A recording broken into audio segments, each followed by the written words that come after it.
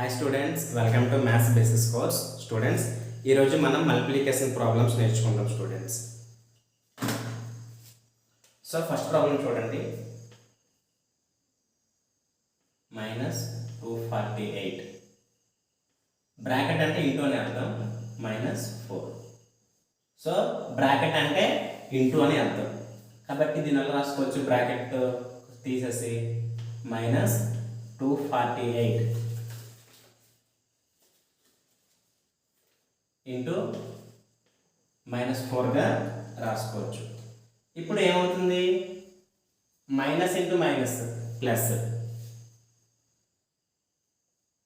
4 2 జా 4 8 జా 32 3 కాబట్టి 2 రాస్తాం, 3 క్యారీ అవుతుంది. 4 4 జా 16 16 ప్లస్ 3 19 19కి 1 క్యారీ అవుతుంది, 9 ఇక్కడికి వస్తుంది. 2 4 జా 8 8 plus 1 9.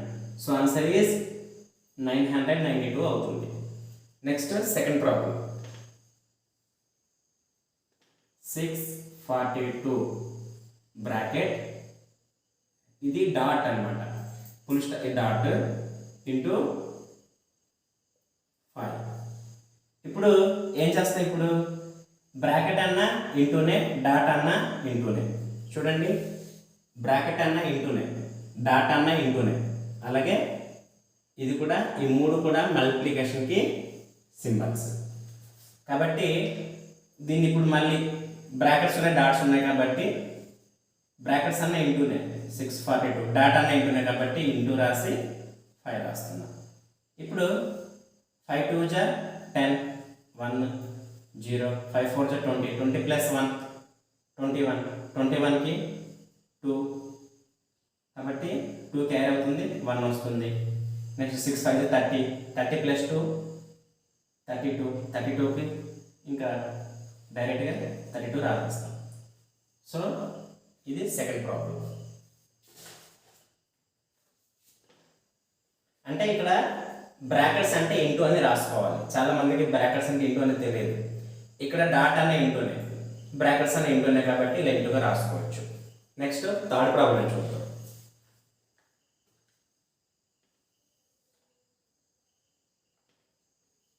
Third problem -365 into -3. So ఇది కూడా minus into minus plus, minus into minus plus. So 5 3 5 జా 15 1 5 3 6 జా 18 18 ప్లస్ 1 19 1 9 3 3 జా 9 9 ప్లస్ 1 10. సో ఆన్సర్ 1095 అవుతుంది. నెక్స్ట్ ఫోర్త్ ప్రాబ్లం చూద్దాం. Fourth problem -724 into -4. 4తో అయిపోయింది కాబట్టి 2తో చెప్తాం. ఇప్పుడు చూడండి, సో బ్రాకెట్ అన్న ఇంటూనే, ఇంటూ అన్న ఇంటూనే కాబట్టి దీనిలో రాసుకోవచ్చు, -724 ఇంటూ -2గా రాసుకోవచ్చు. ఇప్పుడు ఏమవుతుంది, మైనస్ ఇంటూ మైనస్ ప్లస్, 2 4 జా 8 2 2 జా 4 2 7 జా 14. సో ఆన్సర్ ఇది అవుతుంది. సో ఇక్కడ మీకు అర్థం చేసుకోవాల్సింది ఏంటంటే, మల్టిప్లికేషన్స్కి 3 సింబల్స్ ఉంటుంది. ఒకటి బ్రాకెట్, ఒకటి బ్రాకెట్, 2 డాట్, 3 ఇంటూ. ఈ మూడు కూడా మల్టిప్లికేషన్కి సింబల్స్. సో ఇవి చూసుకున్నాం. నెక్స్ట్ కొన్ని ప్రాబ్లమ్స్ చూసుకుందాం. ఇవి చెప్పేస్తున్నాం students.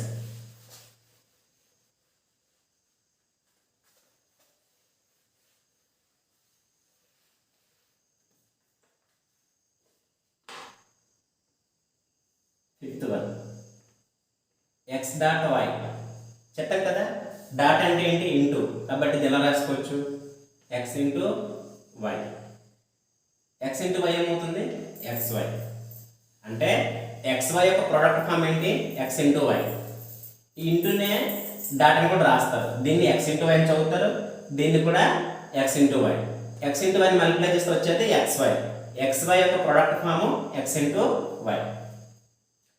Next 6th one, x into y into z. అంటే ఇక్కడ డాట్ అంటే ఇంటూ చెప్పాను కదా, డాట్ అంటే ఇంటూ. కాబట్టి దీన్ని ఎట్లా రాసుకోవచ్చు ప్రోడక్ట్ ఫామ్లో? ఎక్స్ డాట్ అంటే ఇంటూ వై డాట్ అంటే into z. So x into y into z ఏమవుతుంది? X y z. X y z అయింది. X y z product form ఏంటి? X into y into z. X into y into z ఎలా రాసుకోవచ్చు? X dot y dot z. అంటే దీని అర్థం కూడా x into y into z అని అర్థం. ఇక్కడ డాట్స్, ఇక్కడ ఇంటూ, అంటే ఇక్కడ డాట్స్ అంటే ఇంటూ అని అర్థం. ఈ రెండు ఈక్వల్. నెక్స్ట్ 7th వన్ చూద్దాం students. 3 into x into 2. So dot అంటే ఇంటూ కదా, రాసేయండి. 3 ఇంటూ ఎక్స్ ఇంటూ 2. అప్పుడు ఏమవుతుంది? 3 2 జా 6. ఫస్ట్ నెంబర్స్ మల్టిప్లై చేద్దాం. 3 2 జా 6. ఇక్కడ ఇంటూ ఎక్స్ ఉండిపోయింది కదా, into x. So into x ఉండిపోయింది. So into x. 3 2 జా 6 ఇంటూ ఎక్స్. కాబట్టి ఇది ఏమవుతుంది? 6 ఇంటూ ఎక్స్ ఏమవుతుంది? 6x. అంటే 6x యొక్క ప్రొడక్ట్ ఫామ్ ఏంటి? 6 ఇంటూ ఎక్స్. తర్వాత 6లో రాసుకోవచ్చు 3 ఇంటూ 2. 3 2 జా 6. ఇది ఎక్స్. ఇది కూడా ప్రొడక్ట్ ఫామే. ఇక్కడ ఇంటూ అన్న డాట్స్ అన్న ఒకటే. 3 డాట్ అంటే ఈ డాట్ అని చదవకూడదు. 3 ఇంటూ ఎక్స్ ఇంటూ 2 అని రాయవచ్చు. కాబట్టి 3 ఇంటూ ఎక్స్ ఇంటూ 2 అని రాశాను. నెక్స్ట్ 8th ప్రాబ్లం చూద్దాం. నెక్స్ట్ ప్రాబ్లం చూద్దాం. 8th problem. 3 dot 3 into x into 2 into 4 into y. So ఇప్పుడు ఏంటి? డాట్ అంటే ఇంటూలు కదా. So 3 into x into 2 into 4 into y. ఇప్పుడు మనం ఏం చేద్దాం స్టూడెంట్స్? ఫస్ట్ అన్ని నెంబర్స్ని ఒక సైడ్ రాసేద్దాం. 3 ఇంటూ 2 ఇంటూ 4 రాసేసి ఇంటూ ఎక్స్ ఇంటూ వై. ఇప్పుడు ఏమవుతుంది స్టూడెంట్స్? 3 2 జా 6, 6 4 జా 24.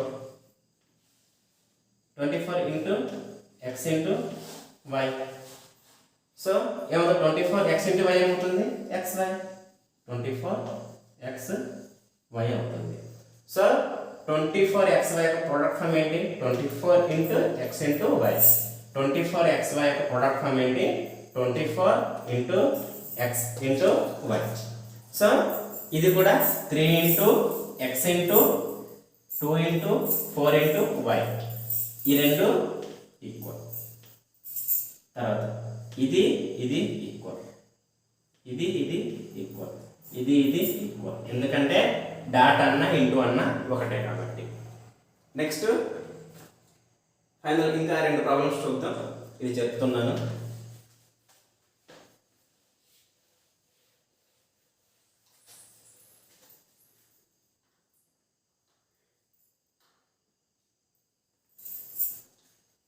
నెక్స్ట్ 9th వన్ చూద్దాం. 4 డాట్ k డాట్ అంటే డాట్ అంటే into 8 into x into p into 2. So ఇది ఇలా రాసుకోవచ్చు. డాట్ అండ్ ఇంటూ కాబట్టి 4 into k into 8 into x into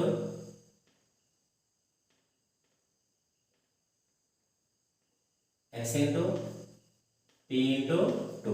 అంటే ఒక్కొక్క డాట్కి ఇంటూ రాశాను. ఇప్పుడు ఏమవుతుంది? నెంబర్స్ అని ఒకవైపు రాసేద్దాం. 4 into 8 into 2 into k into x into p. ఇప్పుడు ఏమవుతుంది స్టూడెంట్స్? 4 8 జా 32, లేకపోతే 8 2 జా 4 8 జా 32. 32 ఇంటూ 2, 32 ఇంటూ 2 ఎంత అవుతుంది? 2 2 జా 4, 3 2 జా 6. అంటే 64 అవుతుంది. కాబట్టి 4 ఇంటూ 8 ఇంటూ ఎంత అవుతుంది? 64 into k into x into p. ఇప్పుడు ఏమవుతుంది students? 64 k into x into p ఏమవుతుంది? kxp. సో 64 kx యొక్క ప్రోడక్ట్ ఫామ్ ఏమవుతుంది అంటే ఏం లేదు, మళ్ళీ ఇది అవుతుంది ఇది. సో 64 kxp అంటే అర్థం ఏంటి? 64 దీని యొక్క ప్రోడక్ట్ ఫామ్ ఏమవుతుంది? 64 into k into x into p. So దీని నుంచి ఇది వచ్చింది కాబట్టి దీని యొక్క ప్రోడక్ట్ ఫామ్ ఏమవుతుంది? 64 into k into x into p అని అవుతుంది. నెక్స్ట్ ఫైనల్గా 10th ప్రాబ్లం చూసి క్లోజ్ చేద్దాం. మీకు కొన్ని హోంవర్క్స్ ఇస్తాం students.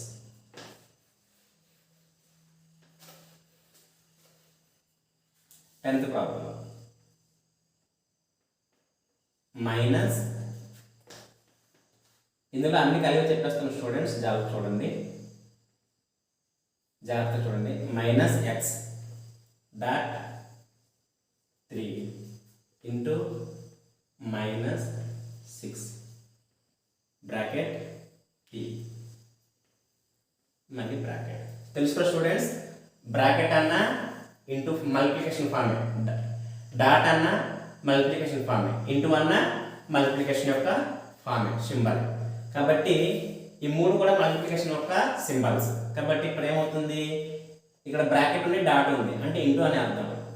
So minus X into 3 ఇంటూకి ఇంటూనే మళ్ళీ మైనస్ 6 బ్రాకెట్ అంటే ఏంటి? ఇంటూ కదా, కాబట్టి ఇంటూ p అని రాస్తారు. ఇప్పుడు ఏమవుతుంది స్టూడెంట్స్? ఇప్పుడు నెంబర్స్ ఫస్ట్ మల్టిప్లై చేసేద్దాం. మైనస్ ఎక్స్ ఉంది, ఎక్స్కి ఎక్స్ రాస్తాం ఇంటూ, ఇక్కడ ఏం లేకపోతే ఏమన్నట్టు? ప్లస్ ఉన్నట్టు, plus into minus, plus into minus minus. ఇక్కడ ఏం లేకపోతే ఏమన్నట్టు?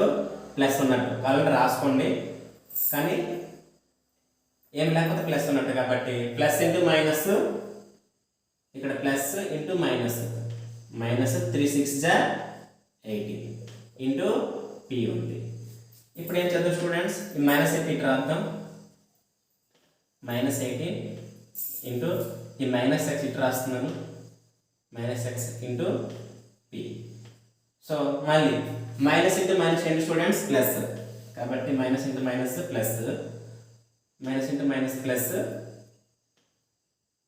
18 into plus 18 into x into p, minus into minus plus 18, next X into p. ఇప్పుడు ఏమవుతుంది? ఎక్స్ ఇంటూ p అంటే ఏమవుతుంది? ప్లస్ 18 ఎక్స్ p అంటే ప్లస్ 18 ఎక్స్ యొక్క ప్రోడక్ట్ ఫామ్ ఏంటి? Plus 18 into x into p, nothing but ఇదే. మీకు product form మీకు ఇంకా క్లారిటీగా మీకు అర్థం కావాలంటే చూడండి. ఇప్పుడు 3xyz దీని యొక్క ప్రోడక్ట్ ఫామ్ ఏమవుతుంది? 3 into x into y into z. తర్వాత 4kl m ఉందనుకో, దీని యొక్క ప్రోడక్ట్ ఫామ్ ఏమవుతుంది? 4 into k into l into m. అలాగే ఇప్పుడు 6pqr దీని యొక్క ప్రోడక్ట్ ఫామ్ ఏమవుతుంది? 6 into p into q into r ఇలాగ. సో ఇది స్టూడెంట్స్ దీని యొక్క ప్రోడక్ట్ ఫామ్ అంటే అది. అందుకే 18 xp అంటే ఏంటి? 18 ఇంటూ x ఇంటూ p. ఇంకా మీకు ఇంకా బాగా అర్థం కావాలంటే ఇది చెప్తున్నాను, మీకు ఇది అర్థమైంది కాబట్టి ఫైనల్గా ఇప్పుడు రాస్తాను. 20xmn ఉంది, దీనికి ప్రోడక్ట్ ఫామ్ ఏమవుతుంది? 20 into x into m into n ఇలా. సో ఇది 6. సో ఇది స్టూడెంట్స్, ఇది మీకు ఇది అర్థమైంది అనుకుంటున్నాను. 20 ఇక్కడ దగ్గరకు రాస్తున్నాను. అంటే ఇక్కడ ఏం లేదు, మధ్యలో ఏం లేదంటే ఇంటూ ఉన్నట్టు అర్థం. 3xyz ప్రోడక్ట్ ఫామ్ అంటే ఏంటి? 3xyz అంటే 3 into x into y into z. 4klm అంటే ఏంటి? 4 into k into l into m. అంటే ఈ మధ్యలో ఇంటిలో ఉన్నాయని అర్థం. ఈ మధ్యలో ఇక్కడ 6 PQR అంటే అంటే 6 into P into Q into R అంటే వీటి మధ్యలో ఇంటూలు ఉన్నాయని అర్థం. దీన్నే ప్రొడక్ట్ ఫామ్ అంటారు. ఇక్కడ చూడండి 20XMN అంటే ఈ మధ్యలో ఏమన్నట్టు ఇంటూలు ఉన్నట్టు 20 into X into M into N 20 into X into M into N కాబట్టి 20XMN యొక్క ప్రోడక్ట్ ఫామ్ ఏంటి 20 into X into M into N. So ఇది స్టూడెంట్స్. సో మీకు ఇప్పుడు కొన్ని హోంవర్క్స్ ఇస్తాను, ఆ హోంవర్క్ చేసుకోండి. ఇందులో వీడియో క్లోజ్ చేస్తాను. సో ఫస్ట్ ప్రాబ్లం చూడండి స్టూడెంట్స్. X ఇంటూ బ్రాకెట్లో 4 డాట్ y మళ్ళీ బ్రాకెట్లో 3 డాట్ z మైనస్ 2. ఇది first problem students. X into ఇది నీట్గా రాసిందే రాస్తున్నాను X into. Next second problem చూడండి స్టూడెంట్స్. 3 డాట్ P ఇంటూ 2 బ్రాకెట్లో Q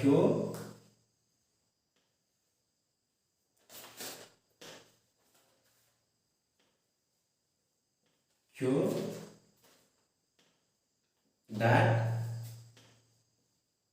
మైనస్ 3R. ఇది second problem. Minus 3R.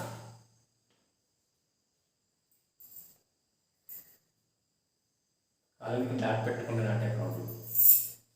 Next third 2Z dot plus 4 into y dot 2 dot x. Next fourth 9m into 2 into minus 1 into minus n. Next fifth 7a